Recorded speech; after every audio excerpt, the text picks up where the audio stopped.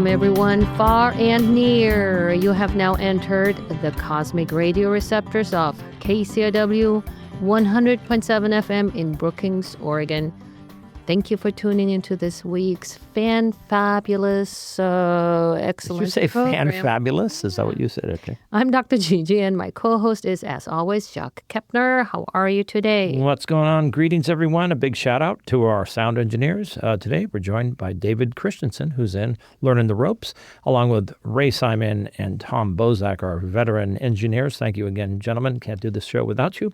Welcome to the Doc and Jacques Show. I want to mention that you're hearing this live show on KCIW's in Brookings, Oregon.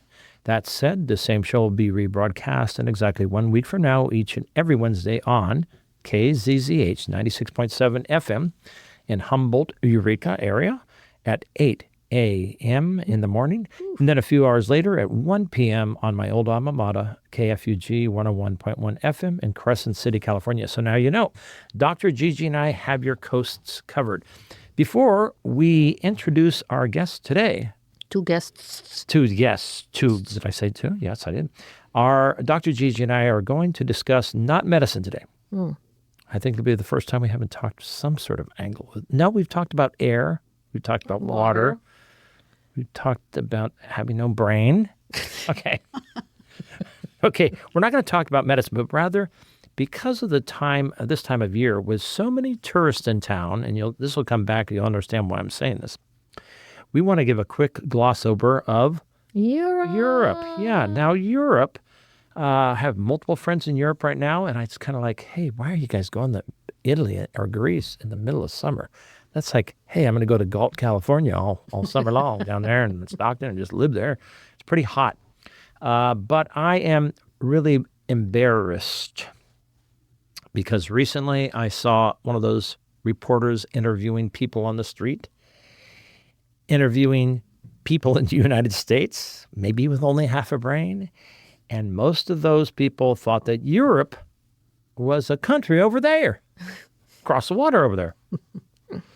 So let's look at that. Let's take a closer look at what Europe is. After all, the good doctor here, right here to my right, is a native born and raised German citizen who grew up in the Black Forest of southwest Germany, right across the border from France in the large French city of Strasbourg. So she speaks not only one, not two, but 3.5, actually, languages. Those darn Germans, they're so darn smart. So let's go, Doc. Let's spill the beans on the alphabetical list of what countries make up Europe. Yeah. And I think it's roughly about the same amount of countries as we have states. Yeah. There is Albania, Andorra, Austria, Belarus, Belgium, Bosnia, Bulgaria, Croatia, Cyprus, Czech Republic, Denmark, Estonia, Finland, and France, Germany, Greece, Hungary, Iceland, Ireland, and Italy. What else? Latvia, Liechtenstein. Wait a minute, how'd you say that last? Latvia. And Liechtenstein. Liechtenstein. Hey, let me see. Lithuania, Luxembourg, Macedonia, Malta, Moldova, Monaco, Montenegro, Netherlands, Norway, Poland, Portugal, Romania, Russia.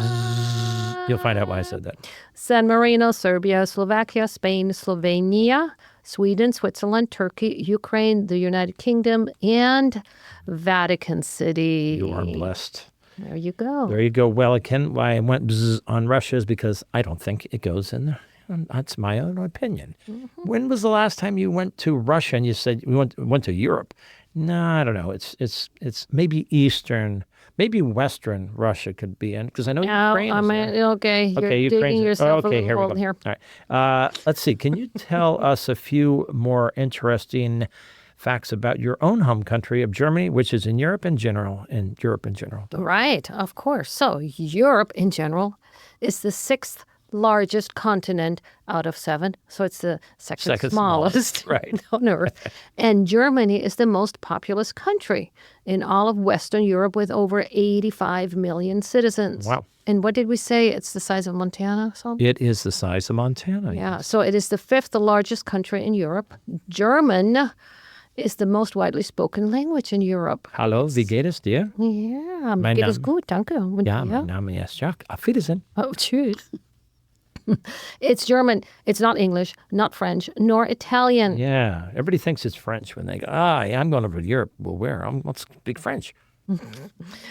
In real life, there are over 200 languages spoken in all of Europe. Well, they speak that many dialects in Georgia.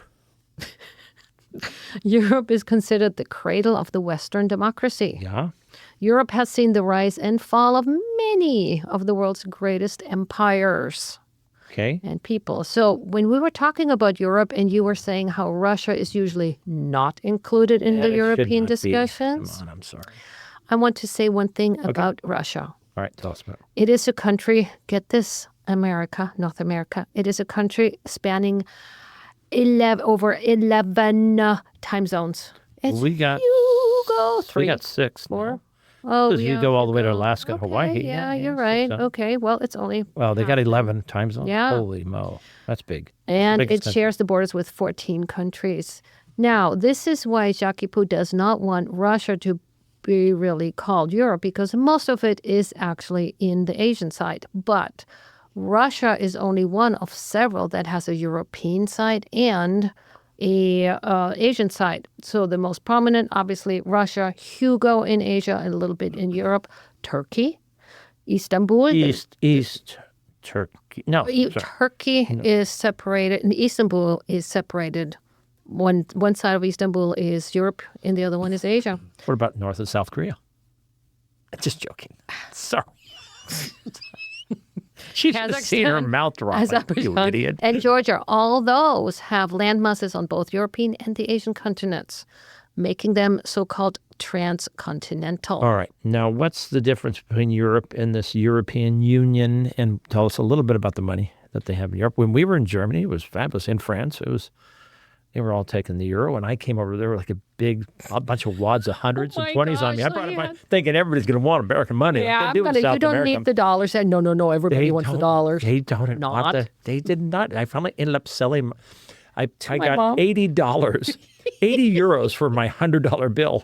And I had to give her mother a special deal to take them. Well, yeah, to take them, exactly. Well, okay, so lost money, exactly. Europe is the geographical area. Okay. And Okay, the gotcha. European Union is a political and economic union. And the European Union does not contain all the European countries. There's about 50 countries. Only 27 of those belong to the European Union. So not everybody's in that elite club. And the euro is the official currency in only 20 of the 27 European Union countries. So that is where you probably can go anywhere in Europe with the euro. You might get a bad deal in currency exchange. But the euro, as actually, I was surprised to hear that. I thought anybody in Europe uses the euro, but it doesn't. Only 20 of the 27 European Union countries use that. Isn't that amazing? Yeah, it was used. We had plenty of it. We forgot about like $10, $15 and change that we had when we got back here. And I've been we can't use I've been trying to peddle it off to Ray Simon constantly. He won't take it. The other day, he finally gave me one beer for 10 euros. All right, well, let's get back to the finite Germany and the infinite Europe. I'm going to sway this back because I find that Germany is full of fascinating, brilliant characters. And I mean like Einstein and Freud. Yeah. There was Carl Jung, Oppenheimer, Beethoven, Bach, and Brahms. Did I forget? How do you pronounce his name? Wagner? Wagner. It's Wagner. And Bach is Bach. Bach. There's Mr. Benz, Mr. Daimler, Mr. Porsche, Mr. Beamer. I mean, all those great, and Mr. VW, they're all there. The inventor of the printing press, Gutenberg. Back, yeah. And of course, Martin Luther, religious, right? And they say Jesus was German too. They say. I heard that. There's Mr. Nestle, the chocolatier. Nestle, he has a French name, Henri Nestle, and he's German. I didn't know that either. I don't either. Then there's von Zeppelin, the Zeppelin that flew into the Hindenburg. Yeah. Blew up. Many people say that Hitler was German too, but sorry, he was Austrian. In Austria. And then my very favorite of all Germans, you, Dr. GiGi. Thank you. Thank you, sweet. All right, so do we have anything more to talk about Europe, We do, but we're not going to do it we almost got in a fight on this the other day because because of you didn't want Russia to be part of Europe. boring. I mean, you're talking about, okay, there's 16 mosquitoes in each country. I mean, they're really kind of... So we may have a part 2 on this one day. Yeah, else, because but- there's so much cool stuff about... yeah. Yeah. Okay. We cut it all short because we have guests We have that we guests want to today. get to. That is very, very true. Well, getting back to what I said about this time of year and all the tourists, it is. It's a busy time in our Northern California and Southern Oregon coastlines with so much traffic and so many people coming up and down on Highway 1. Did you notice John Zimmerman over here? He's asleep. Should I wake him up? Europe Really was enjoyed the great. talk about Europe. Okay. So all these people are making their way up and down 101. They're going down the coast or up the coast and visiting all these quaint and beautiful seaside communities that line our coast, and that many of the people are hearing this radio station and this radio broadcast along the coast. They're all going somewhere. And on any given day, you can expect to see big campers and even bigger RVs and those monster fifth-wheelers lugging by, and also cars topped with kayaks, bicycles, and extra luggage things in the back. And everybody's out seeking their fun for the summer sun, out here on the coast. This week, we wanted to introduce you to a very unique and interesting person by the name of Megan McKenzie, who joins us in the studio today to talk about some of the influx issues that I've just spoken about and how she and her family has created a haven for such adventure seekers and the people who just want to relax and put down temporary stakes in our lovely, beautiful area. And you'll find out more about Megan because she is an interesting gal and a friend of ours, a new friend of ours. So enough verbiage from me. Let's find out more about Megan McKenzie. Welcome, Megan, to the Doc and Jacques Radio Variety Show. Well, thanks for having me. This is great. Welcome. Oh, this is fun. GiGi, This is very let's fun. get some fun Yeah, we'll start facts about you. the background boring stuff. Where were you born and raised? I was born and raised right here in Brookings, Oregon.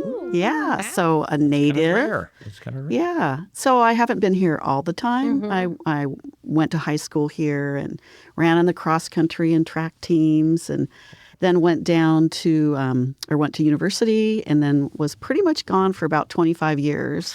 And then I came home because you kind of always want to come home. Right. And this is such a beautiful area. I just love it. Yeah. I want to go home. What do you do here? What's your position? Yeah. What do you do? Your title and position? Well, at River's Edge RV Resort is a family-owned business that my dad started in 1973. So it's been in our family for many years and will continue to be so. So my sister managed it for about 30 years, and then she retired.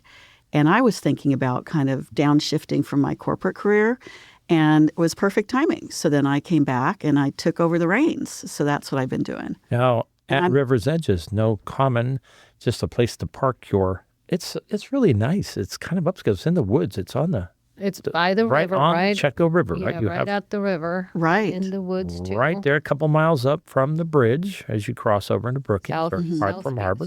What's it called? South Street. Chetco Road. or South Chetco River Road. Yeah. Yeah, we're a mile and a half up from the port of Brookings Harbor, and we're very close to the ocean. And it's just a really unique place. And I was lucky enough, obviously, to grow up there Yeah, tell on us the about property and ride horses down to go swim in the river.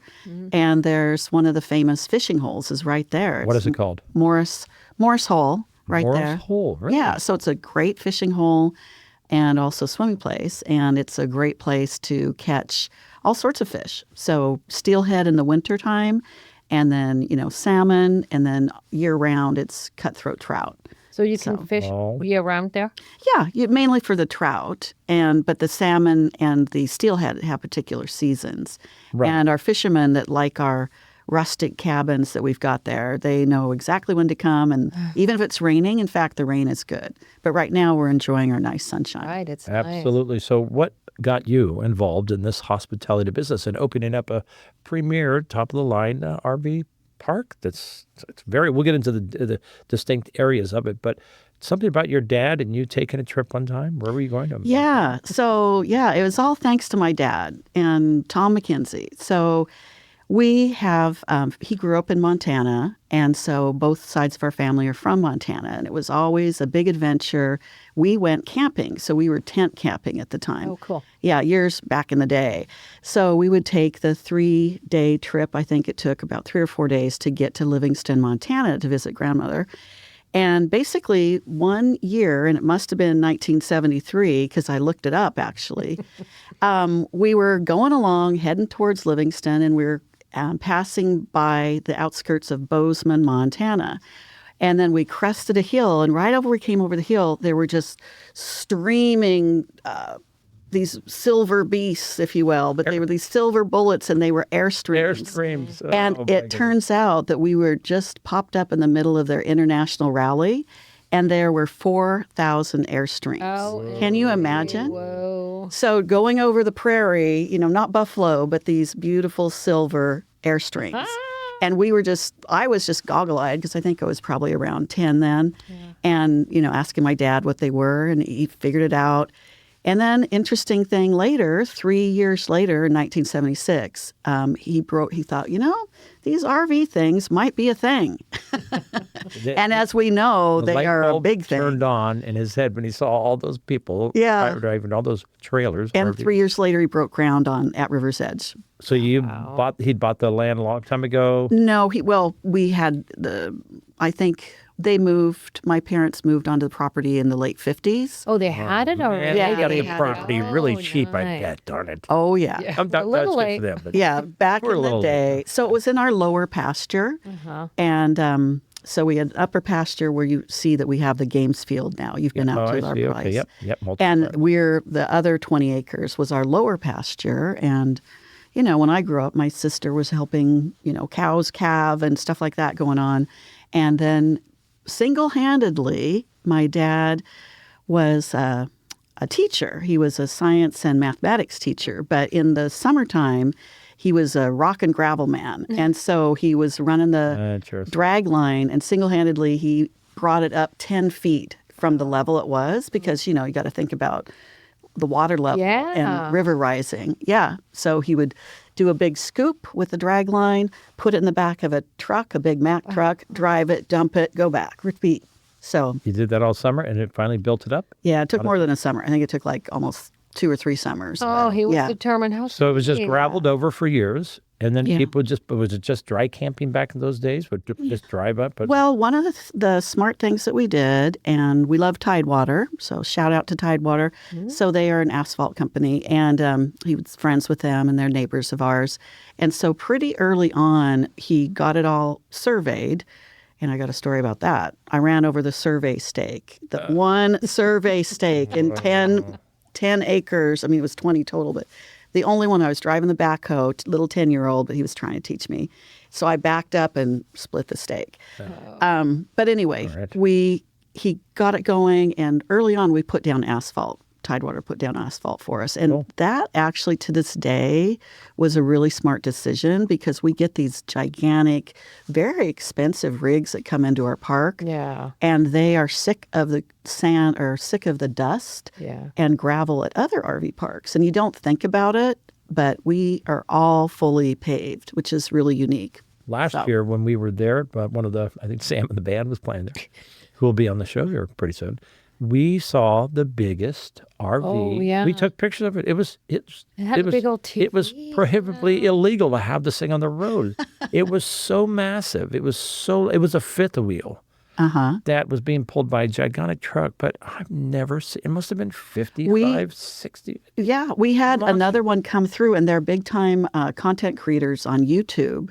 And they came in. Making lots of money on the YouTube. Yeah, talking about their lifestyle. And one of our. Maybe the TV comes in that they show. Okay. I'm not sure, but it was about 60 feet long, and it was being pulled by, a 16-wheeler kind of truck Yeah, thing in that's the front. right. This is what this was. But we've got really large sites, I was so just gonna that's say, you've got the unique. space And for that, it. again, is something that, Yeah. back in the day, planning ahead, those were good. So those sites that we have are 70 feet long. So yeah, we can accommodate those big So rigs. you told us how Dad had paved it and graded it and all that stuff. How has it changed over the years? You just kept kind of expanding the pavement area? Or Yeah, and growing? my sister and brother-in-law, my sister Connie and Jerry Law, did an amazing job because they were there for running things after my dad died for about 30 years. So they put in some new sections, and we just every year we put money back in to upgrade it, right? Yeah. Because it's our family thing. And it's you have more than just RVs, right? Right. So we've got several rentals. So we have cabins that are rentals. We have rustic cabins, meaning that they don't have bathrooms in them, but we have a bathhouse for that.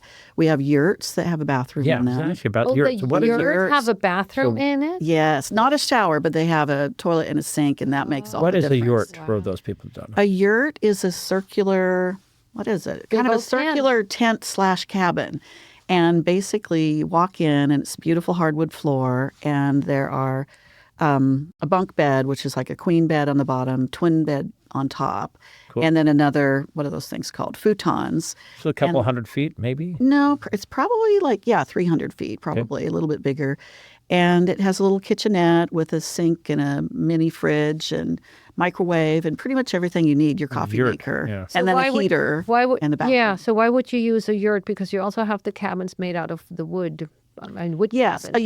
a yurt is just a little bit Just different. nicer. It's Oh, like, it's nicer. but it's what's nice about it is it's we've priced things so that we're really competitive, and we aren't the cheapest in town, but we are the nicest, I would say. I can say that, right?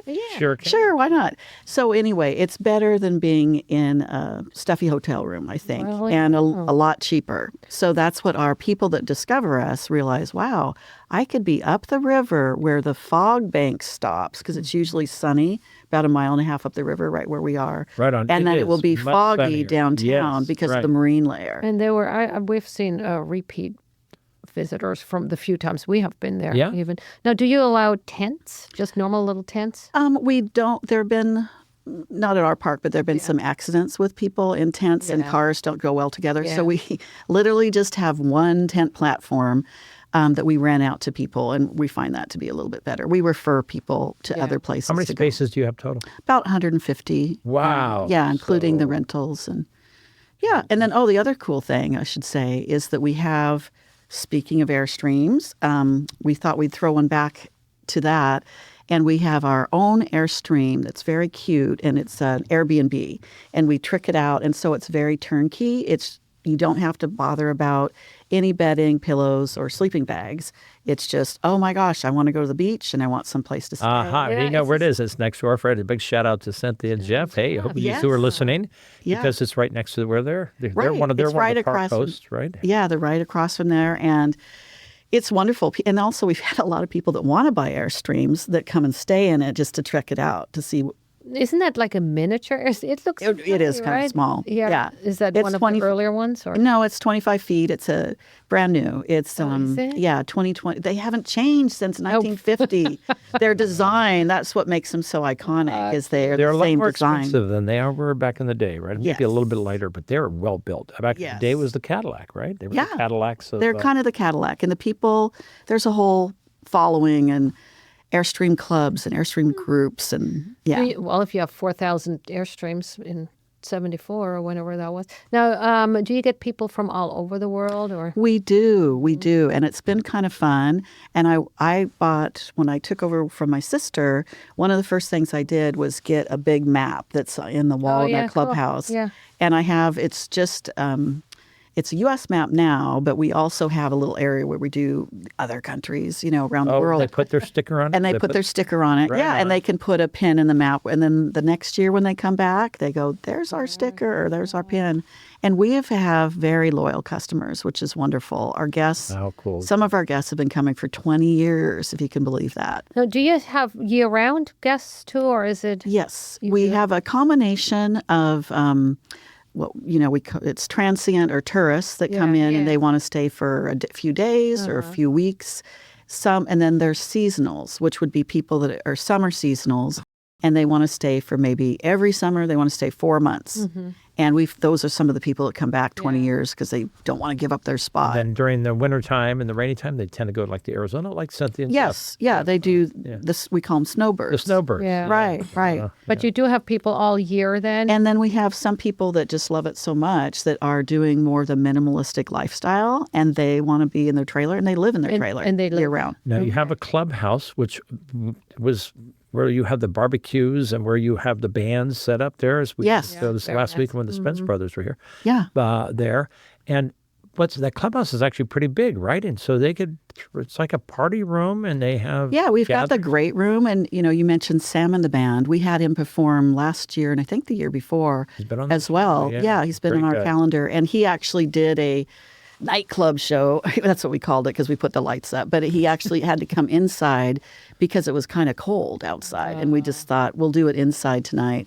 And it works great. So They get we out use stuff for that them. clubhouse for talks, like the Yeah. bird guy that comes and evaluates birds will come and give talks, things like that. Are there seasonal rates? Are they different in the summer than in the winter time? I mean, do you have... We do. Yeah, they adjust a little bit. It's not... kind of come down in October and... Yeah, exactly. Yeah. Our high season is May through October, and then our lower season. But you'd be surprised. It's so mild and nice year-round in Brookings that some people are coming to us from places they're trying to escape the heat, like Arizona or Redding and all these other places in California, and they come in just Redding, yeah. So many people. Redding, right? Or Medford. They're just- right, Yeah. and Medford. That's true. Okay. And what is clamping? Yeah, what is clamping? We got to know. It's glamping. Oh, glamping. Oh, glamping. We knew that. I was just testing you. Glamorous You're the camping. expert, right? I didn't fall for it. Darn it.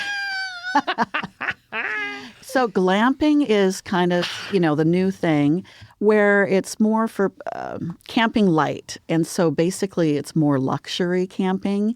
And they're looking for just a really cool experience. Like imagine, and we have one, it's not quite set up yet, but we've got a beautiful bell tent that's kind of a hippie tent kind of a thing. And you would put a regular bed in there, a fully made up, beautiful bed with a bed frame, a tent. chandelier, Oh, my a gosh. chandelier, That's hilarious. flowers, music, the whole bit, and like a carpet underneath.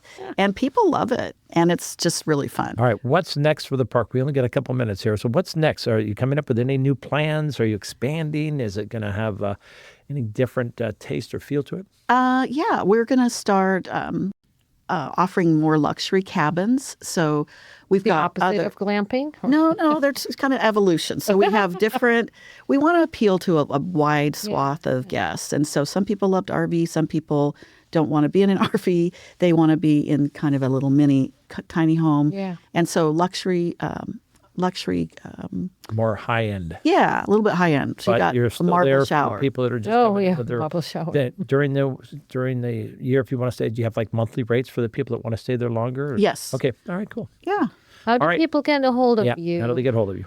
Well, they can get a hold of us on our website at www.riversedge.com. Okay. And then they could call us at our phone number, which is 541-469-3356. Say that one more time, a little bit slower. Here, I got a piece of paper. Which one, the phone number or the... Number, yeah. Okay. Yeah, do them both. Do 'em both Okay. again. And the website is www.atriversedge.com. Okay, and the phone number. Is 541-469-3356. And they could talk to you. Do you have a whole staff of people? Yeah, we've got a staff of people in the office, and everybody's happy to help you. Yeah, you're accessible. We've met there multiple times. Yeah, and I'm there. And yeah, it's what we call it's the basically come join us at the bend in the river where the happy campers go. All right, and where there's a good fishing hole and a good swimming hole. And you can go to the events, right? When a band is playing. Right, and we have Sam and the band is going to be playing for the next, I think it's 6 weeks. Yeah. On Saturdays. Right? On Saturday. Saturdays, starting at 5 o'clock to 8. 5 to 7. He's great. He's And fun. everyone's welcome, not just our That's guests, but guests' friends. They could bring friends from town, like you guys have been coming. Right. And that's fun. And we also have barbecues on Saturday. And we're going to have wine tasting coming up. Oh, with Augustina. We heard about that. There we go. Not Okay. this Saturday, but next Saturday. Okay. Folks, you have been listening to Megan McKenzie, who is with At River's Edge. The really nice resort-like RV park that is just up the South Bank River, Chitko, South Bank Chitko. All right, there we go. Thank you for coming on. Thank you very much. We really appreciate you being here and telling us about what it is that's going on. Thank you. All right, I want to announce that we have some important sponsors. Oh, that's right. This is the mid-break, sir. That's right. I do have to tell them. You're tuned into KCIW 100.7 FM in Brookings, Oregon. We wish to continue to thank our major supporters of community radio. Michelle Bupert, right here next to us at our own vibrant local Curry County Chamber of Commerce. Thank you, Michelle. We'll be talking to you soon. Marie and Brett Curtis, our next door neighbors, too, at Remax Coast and Country Realty in Brookings. Advanced Airlines, flying in and out of nearby Crescent City to Oakland and LA 7 days a week. Chetka Medical and Aesthetic Center, located right here in Brookings, Oregon. Dr. John Kirk's Port of Pints Craft Brewery, now with 2 locations in Crescent City, and Jim Doc Bilardi and his Crescent Land Title and Escrow Company in Old Downtown Crescent City. Thanks to those folks. I've got a few more to announce, but let's first turn our attention to our next guest, shall we, dear Doctor? Yes, please. All right, let me. Go ahead. I'm still thinking about yurts. Yurts. Yeah, You called me a right? jerk the other day, and I thought you said you called me a yurt. I wasn't sure. Okay, John, you can wake up now. Okay, he's coming out of his slumber. Hey, John Zimmerman has been on our show many times because he is a very astute and amiable man who loves what he does. What he represents is so interesting. That's one of the reasons he keeps coming back on the show, because he represents the iconic coastal St. George Reef Lighthouse that adorns our northernmost California and southern Oregon landscape. It's out on the tip of the Dragon Rocks. Yes, I love that name. Yeah. Just 6 miles or so off our rugged seaside shores. Let's get to it and talk more with our friend and lighthouse expert, John Zimmerman. Welcome to the Doc and Jacques Radio Variety Show. Once Thanks for again. having me. You want to come up a little bit closer? Yeah, we'll pull it back towards you. There you go. Thanks for having me. How long have you been president of the St. George Reef Lighthouse Preservation Society? About 7 years now. Excuse me, 5 years. 5 years. 5 years. And you still enjoy it? Yep, It's a volunteer. It's a volunteer job. absolutely. And how long has that Preservation Society been in existence? It started under Guy Towers. Guy and Alice Towers started the organization in 1986.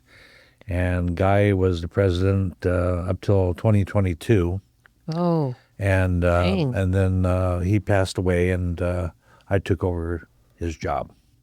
okay. The So more, that's- the more we read about and find out about the St. George Reef Lighthouse, the more we realize it is one of the world's most incredible structures. And I've heard it called just that. It's an incredible structure. Was it considered an engineering marvel? We'll get into a little bit of this. In this country, there are a number, you were talking about Europe, there are a lot of fine structures, lighthouses that were built in Europe that were equal to St. George, actually, and some even tougher to build. But in this country, St. George is probably, Wow. well, without a doubt, it was the most difficult lighthouse project that the United States Lighthouse Service ever took on. the most difficult and the most expensive? Yes, Both? Wow. yeah. Yeah. It, How long did it take to build? And, the construction lasted over a 10-year period.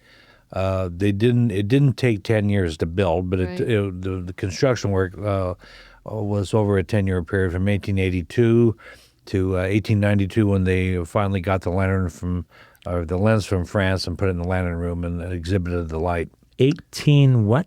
This is 1892. wow. And why was it, a little refresher, why was it built in the first place? Well, the genesis of the project was the wreck of the steamer Brother Jonathan on an uncharted rock on the Dragon Rocks of St. George's Reef. And it sank in 1865 with a loss of, I think it was 166 people. Yeah. And it took a number of years after the steamer foundered there to build the lighthouse. Of course, it sank in 1865, so that's right at the end of the Civil War. The government didn't have a lot of money, and Yeah. so and then even when they were building the lighthouse, they were constantly having to reappropriate money. It cost about twice as much as what they had anticipated to build the lighthouse. And it cost how much approximately? $750,000. Which is like $5 billion today, right? It would be. About $31 million, I think, with inflation. So who designed and built it? A man by the name of Alexander Ballantyne. He was the engineer in charge, and he designed the lighthouse. He had just finished building Tillamook Rock Lighthouse off the northern Oregon Tillamook coast. Rock. Yeah. Yeah. Okay. And that was a really good primer for him, because Tillamook Rock was a very difficult lighthouse to build as well, but it wasn't nearly as expensive because it was on a taller rock. They didn't have to take not so much off. They had to explode some of the top off. Did they not have to do that? Yeah, in Tillamook Rock, they took off 29 feet off the top of the rock. In St. George, they took out 54 feet. Oh, jeez. Wow. And then they had to build a caisson, which is 70 feet tall, which put it about roughly as high as what Tillamook Rock is without the lighthouse. After they blasted it, then they built another 74 feet for the lighthouse tower. Wow. on top What is of the caisson. significance of 1339? That's how many stones that they built, granite stones it took to assemble the lighthouse. Do you have that tattooed on your arm or anything? 1339. That was tattooed to my brain.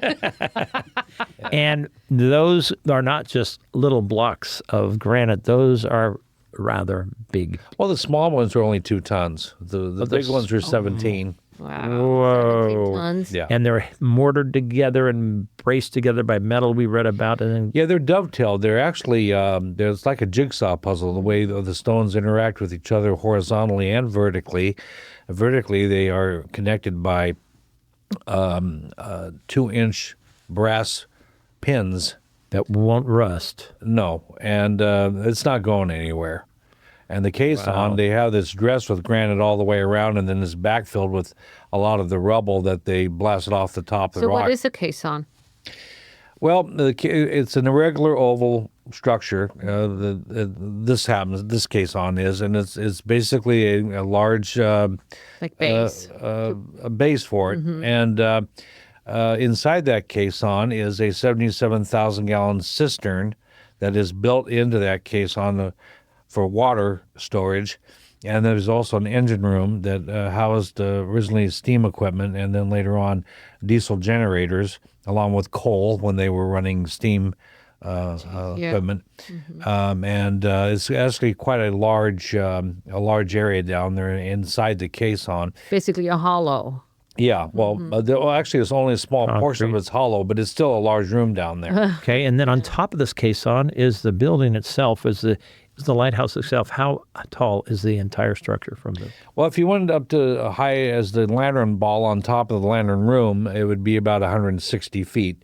The focal plane of the lighthouse, which is midway in the lantern room where the lens would be, they figure they always measure lighthouses by the focal plane or the focal height. It's another 74 feet, so in total it's 146 feet. How wide is it at the base, you know? Pretty wide? The base of the caisson, it's 86 feet in diameter, but it's not a perfect circle. It's Okay, an but wait a minute, irregular I'm oval. doing figuring right now. Okay, I think we could fit about 22 Airstreams on that caisson.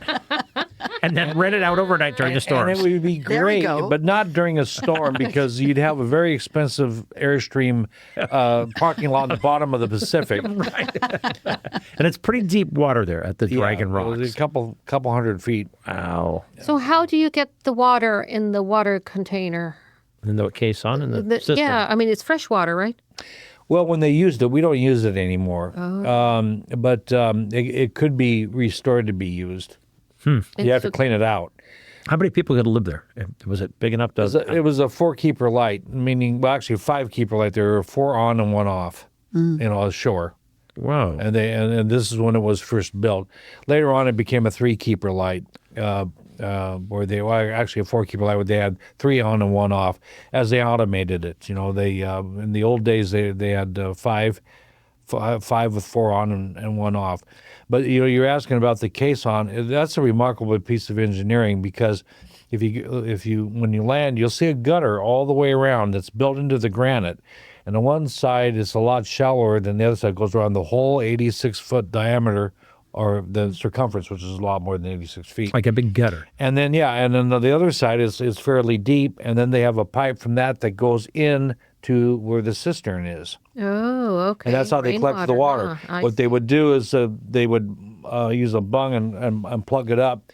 They'd wash off the caisson first to clean it off from all the debris and so forth. Oh, cool. And then once they did that, then when it rained, then they'd collect all the water. Oh, so they it could shut it off when the waves were coming over. Oh, yeah. Okay. You'd have to because it would contaminate I got to ask this. I ask this every time you've been on the show. Yeah. Tell us about some of the big waves that have hit that St. George Reef Lighthouse. Well, I remember specifically talking to John Gibbons, who's now 91, and also Floyd Sheldon, who I interviewed. He was the keeper there in 1952.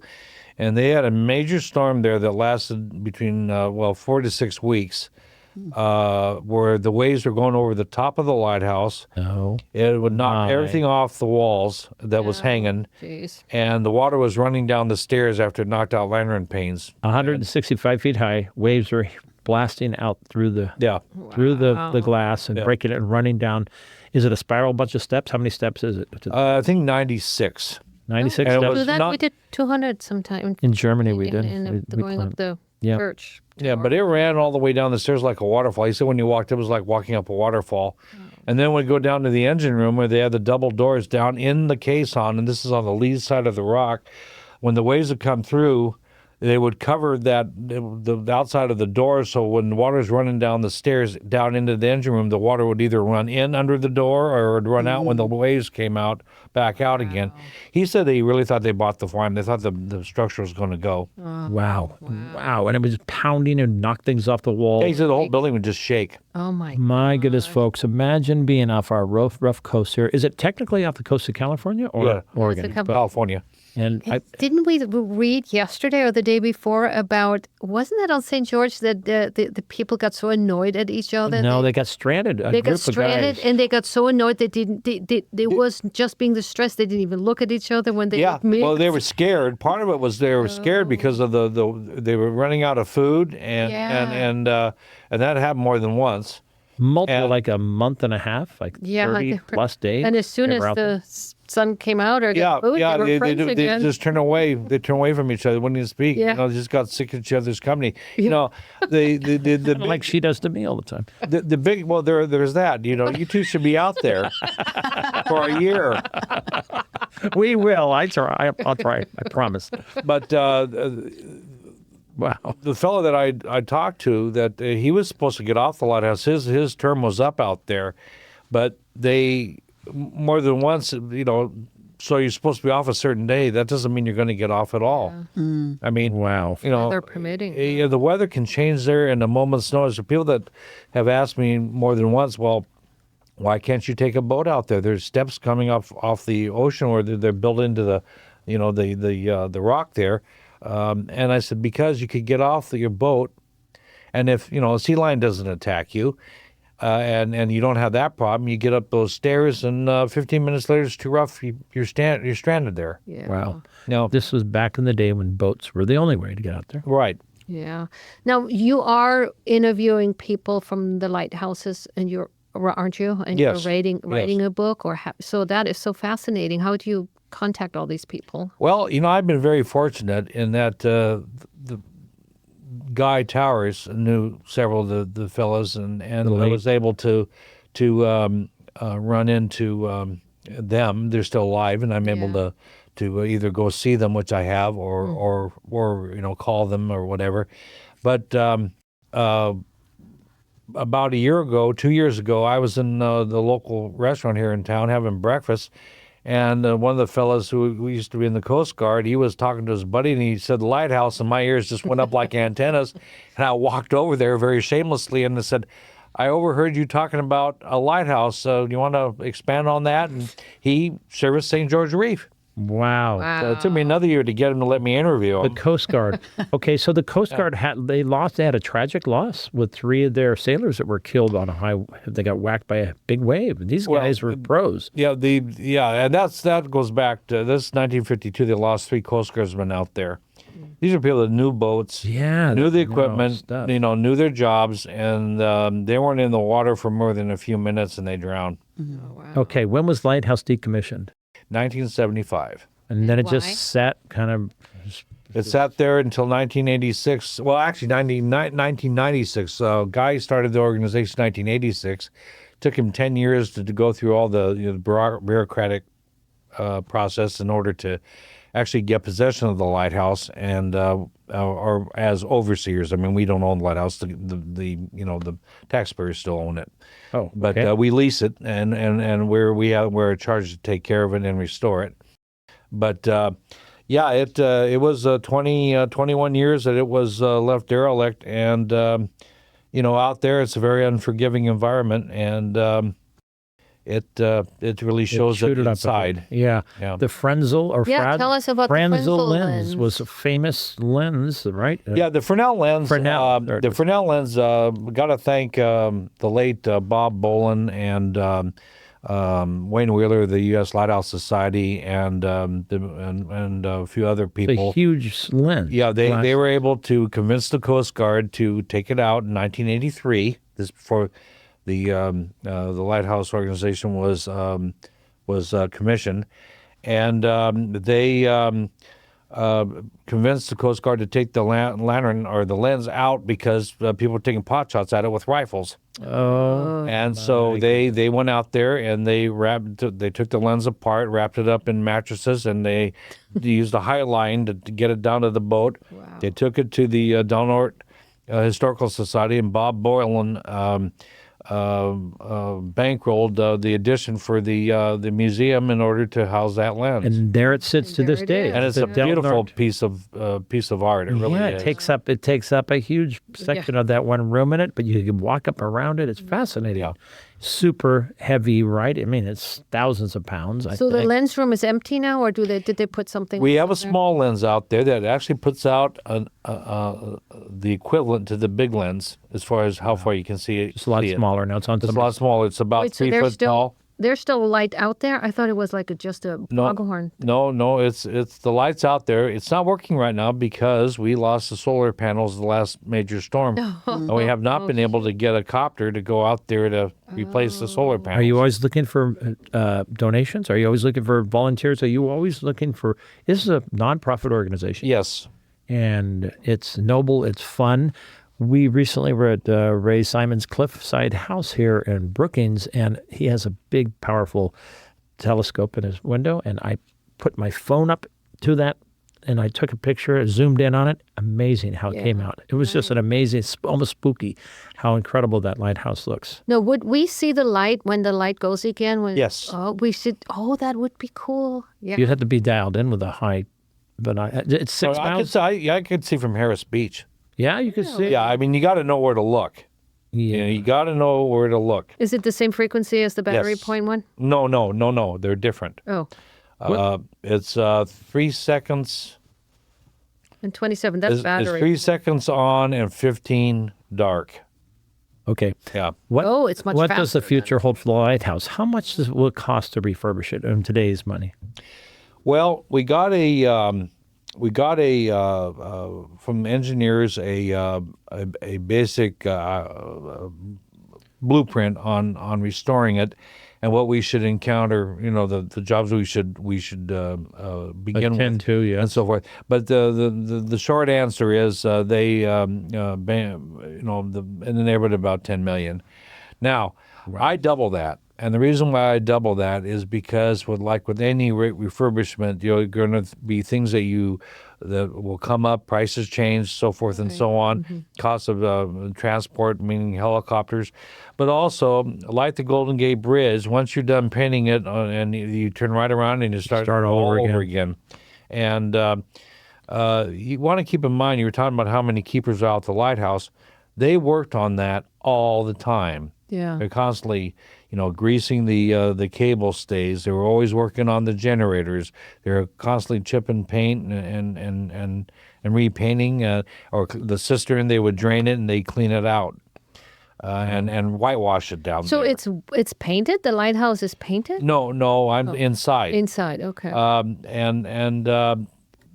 the coast here is very unforgiving regarding salt water time. and all that. Right. And Choose it up. you got to constantly work on that stuff. The bones of the lighthouse are really good. I mean, you've got 6.5 foot thick granite walls. Wow. It's not going to go anyplace, but anything that's metal is getting eaten away. And up in the lantern room, even though we replaced the actual lantern room several years ago, Oh, wow.